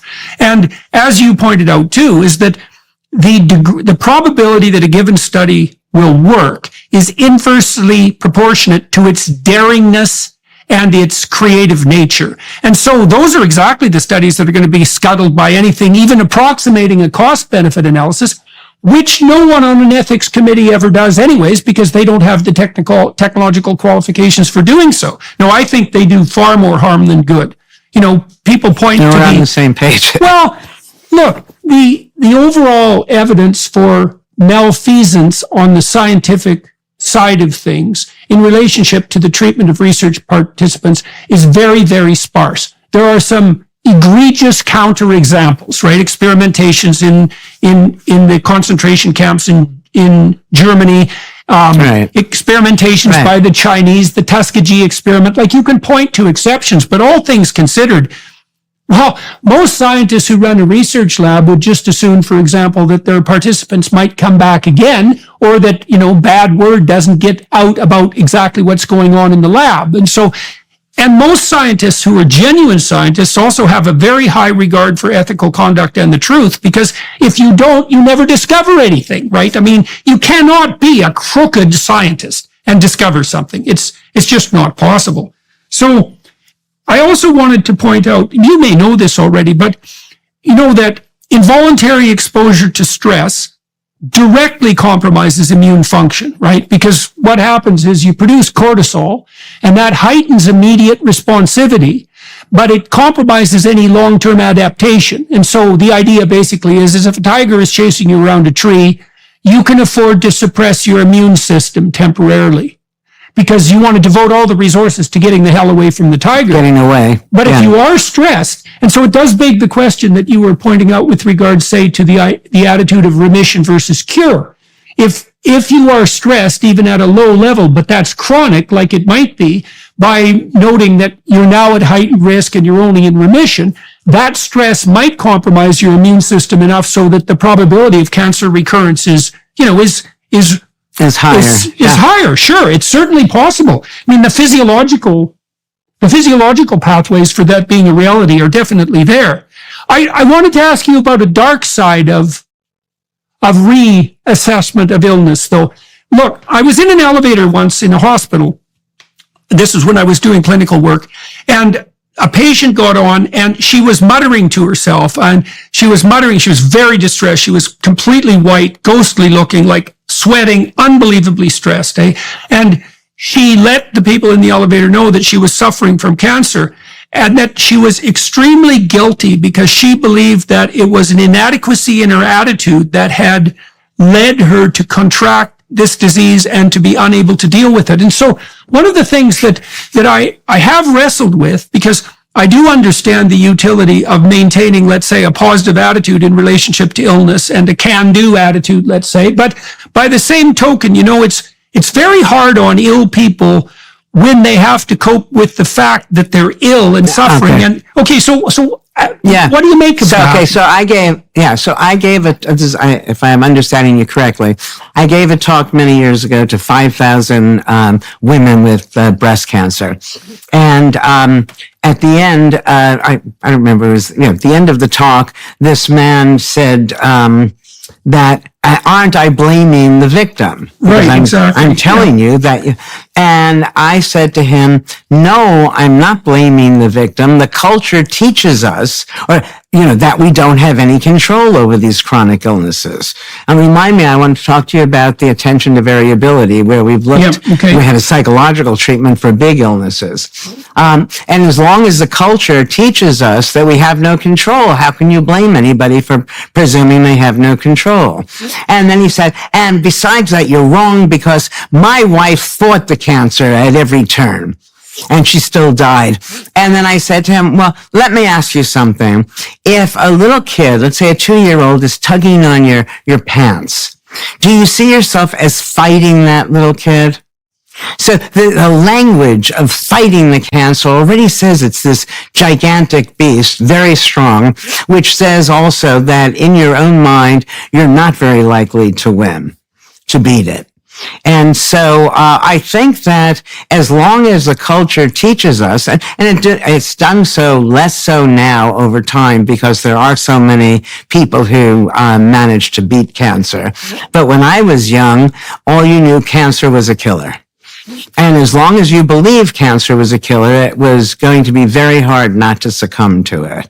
And I think that we need to celebrate, the people who beat it. And as with that, living to 100 example, these small numbers, but they can loom large if we have them vivid and come to people's minds. When my mother was in the hospital, this woman, a very nice woman who she didn't know, walked in because she knew my mother had pancreatic cancer, and obviously was told she didn't have very long to live. And she said, "Sylvia," my mother's name, "they told me 20 years ago I only have 6 months to live. I went and I spent all my money. I'm still alive, but now I'm poor." And everybody knows of examples like this. They should never say anything like that because they can't know. And so as long as you can't know, then for as long as you're alive, you should be living. I was going to write a book many years ago entitled Life Before Death, because sadly for all too many people, their lives, they're sealed in unlived lives. And that's what all my work is designed to do, is to help, break that seal. Are you looking for an all-in-one e-commerce platform that can help you easily set up and grow your business online? Look no further than Shopify. With Shopify, you can quickly and easily build your own online store, manage your inventory, and accept payments from customers. Plus, Shopify offers a range of customizable themes and templates to choose from, so you can create a professional-looking store without any design experience. It even helps integrate with other popular tools to help you sell across social media marketplaces like TikTok, Facebook, and Instagram. With Shopify's 24/7 support and an extensive business course library that is available to support you every step of the way, Shopify is the commerce platform, revolutionizing millions of businesses worldwide. If you're ready to get serious about selling, try Shopify today. Sign up for a $1 per month trial period at shopify.com/JBP. Go to shopify.com/JBP to take your business to the next level today. That's shopify.com/JBP. Well, when you're suffering, I've also been looking at the book of Job, and Job is a book that exemplifies human suffering. And one of the morals in the story. Is that Steve Job? Yeah, exactly. No, it's the older Job from way back when. Yeah, and so everything possibly bad that could happen to someone virtually happens to him. And one of the morals that's embedded in the story is that regardless of that, and also regardless of the relative unfairness or perceived unfairness of the fate, your best and most appropriate attitude psychologically is to keep faith and hope alive. And that story in particular is very dramatic in that regard, because the reason that Job suffers is because God himself has a bet with Satan that Satan can torture Job enough to make him lose faith. And that's pretty rough, right? If you're going to have forces arrayed against you, God and Satan, is a pretty rough battle. And what happens in the story of Job is that he determines to abide by his faith and hope regardless of circumstances. And so maybe you could say to people who are suffering, say, from terminal cancer diagnosis, that obviously a large degree of compassion on the part of themselves and observers is in order, but that they will make the best of a terrible situation by reorganizing their attentional structures so that the maximum amount of faith and hope can be present at every moment. And that doesn't necessarily mean that they'll win, so to speak, in the final analysis, but it might mean that the course of the cancer is going to be less like hell than it could have been. And that's also not nothing. Yeah. No, that's terrific. I think I speak to many people who are given these dread diagnoses, and they're stressed, they're angry, and I simply ask them, not in an aggressive way, let's assume for a moment that that's correct. Is this the way you want to live the last years the last days or a month? And when you realize that, no. I mean, first thing I want to do is go have a hot fudge sundae. Whatever it is, one thinks that they shouldn't do that, now why not do it? So I'm in agreement with that. But the interesting part of that, I think, is that when you then make the decision to make the moment matter, and that's all we have. When you're talking about people who are depressed, one of the best things I think in as far as therapy goes is just deal with the moment. And then the next moment, and a moment is easy to deal with. And if they are mindful in the moment, they will probably end up beating the cancer. They stand a good chance of beating the cancer. Let me give you an example of something, Jordan. I don't know if you remember in the book, I talk about what we call the borderline effect. Now, let me explain this. Let's say you and I both take an IQ test. And you get 70, which means you're normal, and I score 69, which means I'm not normal, that I'm cognitively challenged. All right. Nobody in their right mind, they don't need to know anything about statistics to know there's no meaningful difference between 69 and 70. I could have sneezed, so I read the question wrong and so on. But my life and your life will diverge from that moment in dramatic, quick and extraordinary ways. And you will be growing and I will be becoming less and less because now I'm cognitively challenged, what we used to call retarded. Okay, so it starts out, there's no difference, but in some sense that diagnosis causes the difference. All right, that's the same thing for all different diseases. So we did some work with diabetes and cancer. There is some point on some tests where one of us falls right above that borderline, and so we're told we have it, whatever the it is, one of us right below it. And so we find that those who are given that diagnosis fare terribly. The people who are just like them, right before they're given the diagnosis, do fine, which suggests, again, the control we have over our health. In this case, not using that control. Yeah, well, that issue of the edge case is very interesting. I mean, so you can tie a bunch of things that you just discussed together. So the first is you said, you should pay attention to the moment. And there's a gospel injunction in the Sermon on the Mount to do exactly that, right? Is to focus, to make the concerns of the day sufficient thereof, essentially. And what that means is that you want to occupy a time frame that optimizes the challenge within that time frame without it being too stressful. So one of the things you do, for example, with people who are depressed or anxious is you narrow the time frame over which they're apprehending their behavior. And if you're really suffering, if you're really in pain, you might narrow your time frame to the next minute.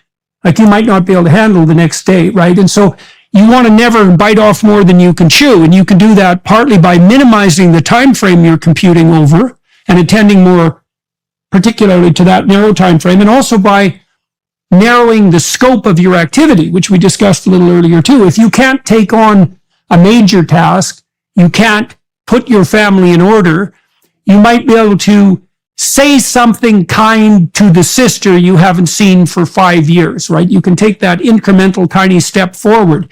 And there's real power in that minimal transformation. Now, you also talked about attention to variability in the edge cases. I mean, how do you reconcile that with the apparent necessity for categorization? At the edge of every category is an indeterminate margin, right? And you said, well, if you're in category A versus B, that can have a massive effect, even though there's no real distinction at that border. Right. Now, that's a very important question. That am I saying people should never be given diagnoses? Because there has to be, these have it and these people don't have it. I'm not saying that.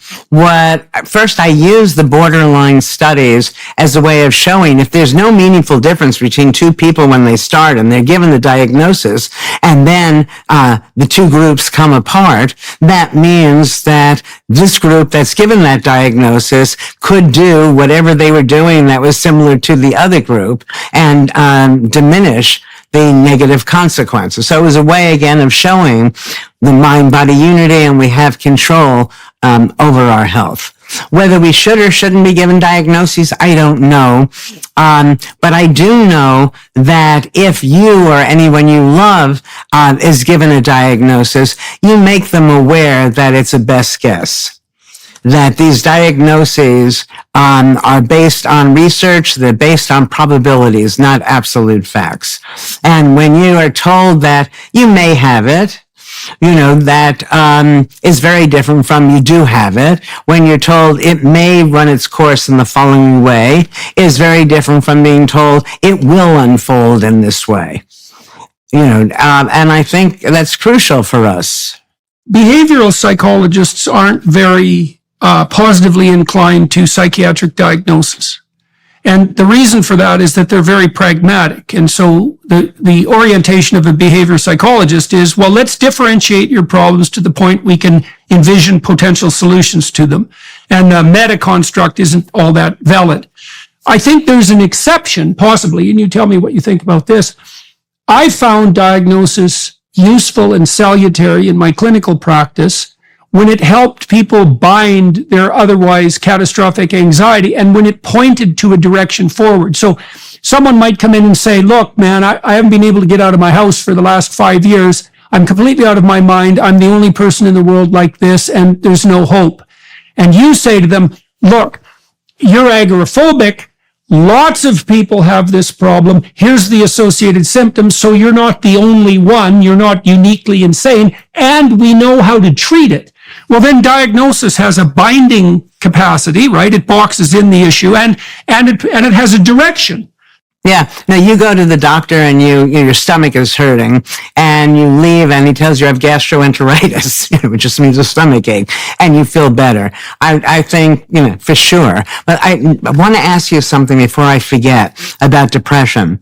So I've often thought that if we were able to give people a placebo or convince them in whatever way that their depression will only last another 3 weeks, that they would instantly become better. That the most depressing thing about depression is that you assume that's all you're going to see going forward. Yeah.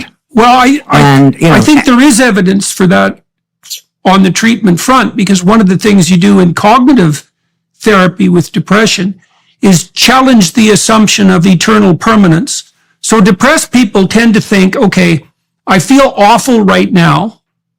I have always felt awful.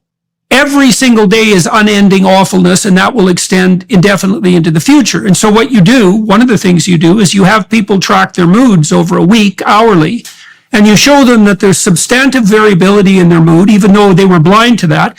And then you also often have them, so first of all, that shows that it's not permanent and unchanging.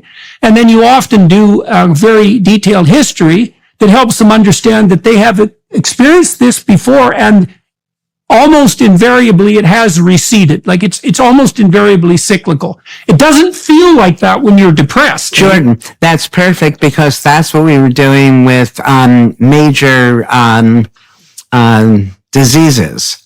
Teaching people attention to symptom variability. So when you have a major disease, you assume your symptoms are going to stay the same or get worse. Nothing moves in only one direction.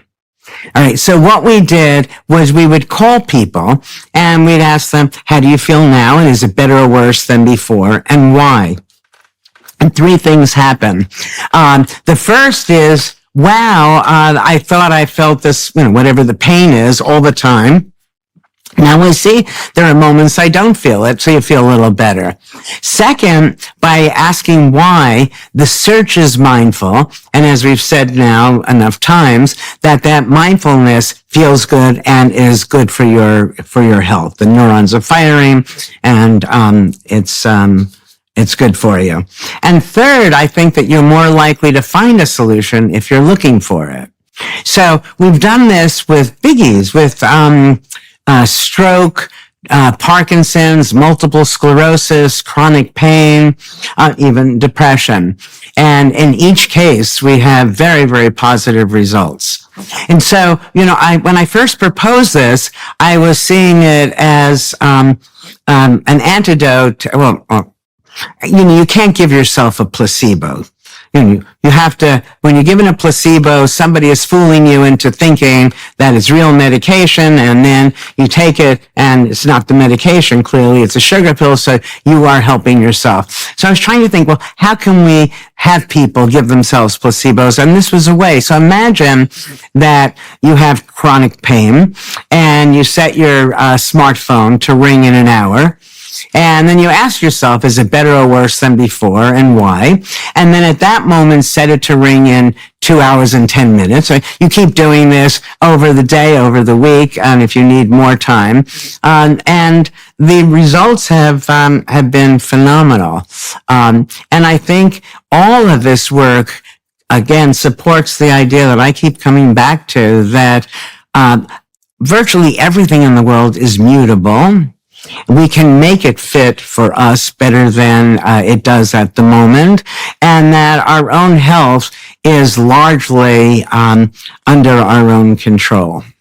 So, Ellen, with depressed people, one of the things you do, and this is true for psychological misery in general, is you ask them to adopt an attitude of open-eyed ignorance about their own nature.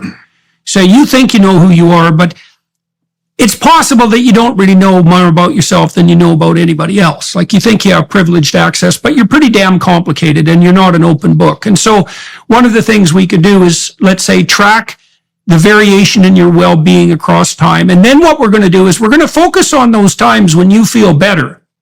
And we're going to try to figure out what the hell you were doing during those times. So with depressed people, for example, you find that they want to isolate themselves.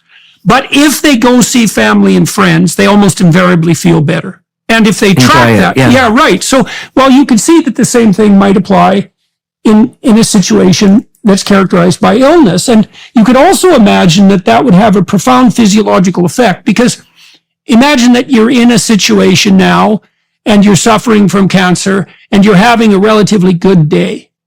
Now, because you're having a good day, you're not stressed out, you have more positive emotion and hope, and there are situational determinants of that.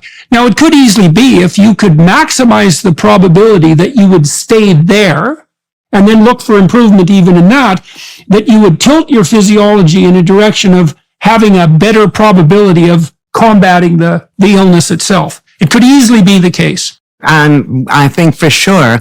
Another area that lends itself to this attention to variability is stress. There are some people who think they're stressed all the time. No one is anything all the time. So if we call them periodically, and how stressed are you now, and is it more or less than before, and why, and so on, then what happens is, Jordan, you might find out that you're really stressed when you're speaking to Ellen Langer, but not when you're not. Then the solution is simple: don't speak to me. There's something else that I want to get your view on, which is, I was very active in the beginning, the creation of, say, cognitive behavior therapy. And people have asked me, well, what's the difference between, let's say, a mindful therapy and cognitive behavior therapy? And so I'm going to tell you what I think, and then the question to you is it a difference that makes a difference? So you go to the therapist with some problem, and you tell him you see the world in this particular way, and the cognitive behaviorist says, well, perhaps it's this other way. Okay, now, because the therapist is an authority figure, what I think people too often do is then take the therapist's frame of reference as real. And in mindful therapy would be to come up with many explanations. And the more it's just like what I was saying about stress, that if you think of 5 reasons why it might not happen, the situation changes. How else might we understand this? And you come to see, you don't know. And when you know you don't know, then you tune in. And that's the bottom line to how to be healthy, I guess. So, two things on that. The psychoanalysts observed first that if you impose a solution on a client or a patient, even if it's an intelligent solution, there's a high probability that you'll produce resistance. And part of the reason for that is that you're stealing the person's destiny. It's like look, if you come to me with a problem and I give you a solution and you implement it, it's not your victory. It's my victory. And so I've stolen it. And if you fail, it's your failure, not mine, because you're going to suffer for it. And so people are naturally inclined to tell an authority figure to go to hell if they impose a solution. A good cognitive behavioral therapist won't say, here's another way of looking at it, although there may be situations where that's necessary because of an emergency, say.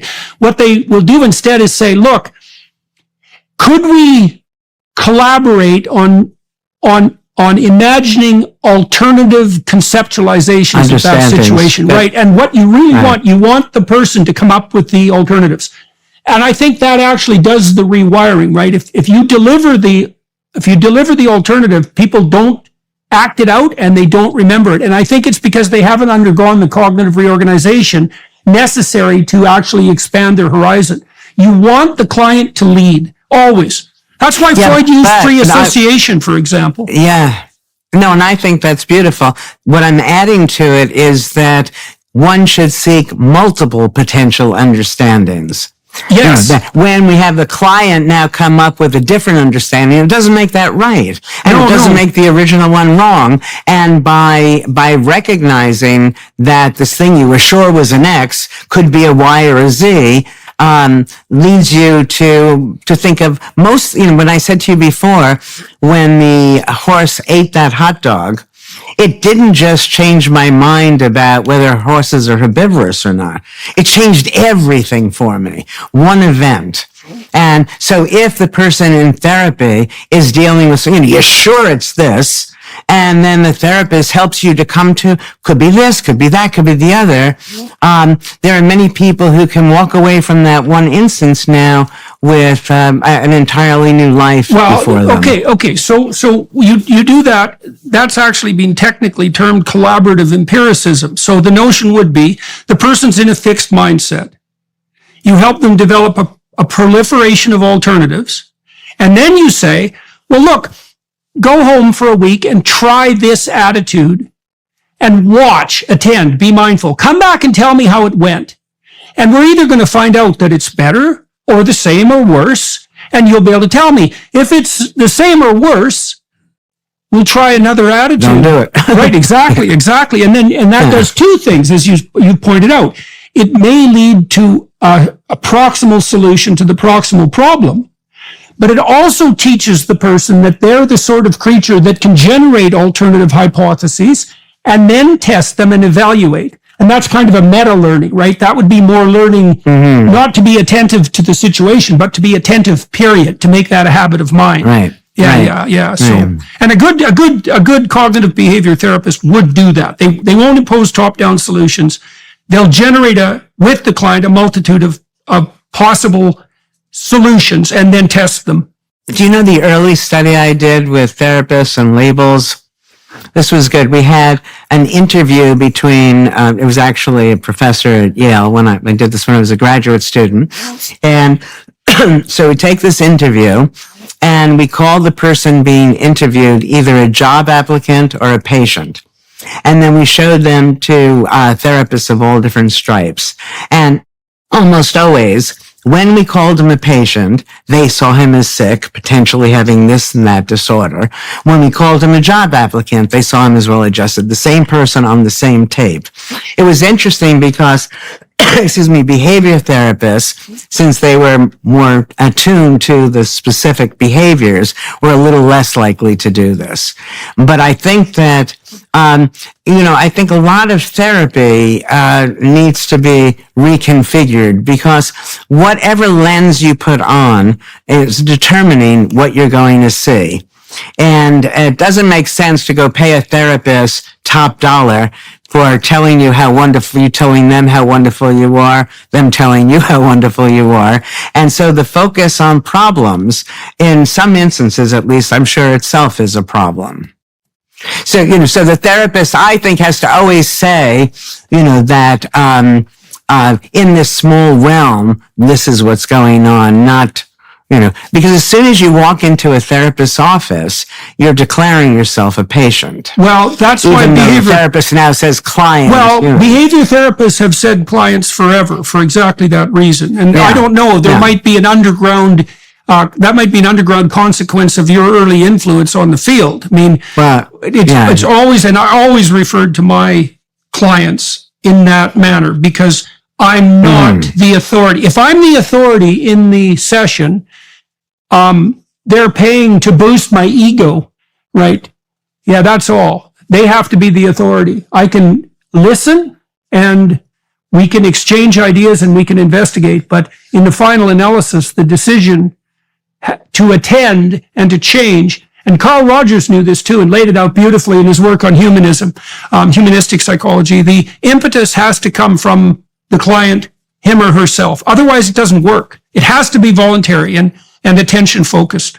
On the same note, humorously, that if you charge $5 for the hour versus, let's say, $5,000 for the hour, in the second case, the person would get better faster. Not because it's costing so much money, but because they value it so much more. That's very interesting in regard to pricing, period. We've developed a variety of psychological interventions and tried to determine how to price them. And you might think that the compassionate thing to do and the generous thing to do would be to make them free. But it's not. Well, it's not. Yeah. No, it's not at all. And it's partly because the act of paying, first of all, is fair exchange, and that keeps the interaction like neutral and morally untrammeled. There's no charity in it. And second, it is the case that part of how you determine whether something is valuable is whether or not you've had to exchange something of Had to work value for for it. it. Exactly. You bet. So those Exactly. things are very Yeah. tricky. Yeah. Well, So Ellen, there's research. well, we're coming to the end here. So what I should do is allow you the opportunity. If you have another thing, if you have something else you want to bring up, I have so much to talk to you about, Jordan, because it's such fun talking to you that, we should end here. We can go on for another 3 hours. So it's your show. You decide. well, we are going to talk for everybody watching and listening. Many of you know this. We're going to continue for another half an hour on the Daily Wire Plus side. And if you found this conversation interesting and compelling, which was the point, then please do join us there. Otherwise, I'll just let everyone know again the name of Ellen's new book, Dr. Langer's new book, The Mindful Body, Thinking Our Way to Chronic Health. And when is that coming out? It's interesting that it seems to be already out in Canada. I don't know how that happened. Well, we're so quick. The publication date is September 5th. But it September can be 5th. pre-ordered now. Okay. So you can pre-order The Mindful Body, Thinking Our Way to Chronic Health now. And, well, thank you very much for talking to me today and for sharing what you know with everybody who's watching and listening. I presume that people ill and healthy alike will find what we talked about interesting and perplexing and thought-provoking. That's the idea. It's a very complicated That's topic, the way I right? found it. Yeah. Well, the relationship between attitude and brute reality is unbelievably complex, and you know that it's a constant source of mystery and need for investigation. And so, attitude makes a lot of things. There's no doubt about that, and we don't know the limits to that. And your work has certainly been at the forefront of making that idea what's scientifically investigatable and widely publicly known. So thank you very much for that and for talking to us today. For everybody watching and listening, thank you for your time and attention, and to the Daily Wire Plus folks and the film crew here in Northern Ontario, the film crew are you in Cambridge?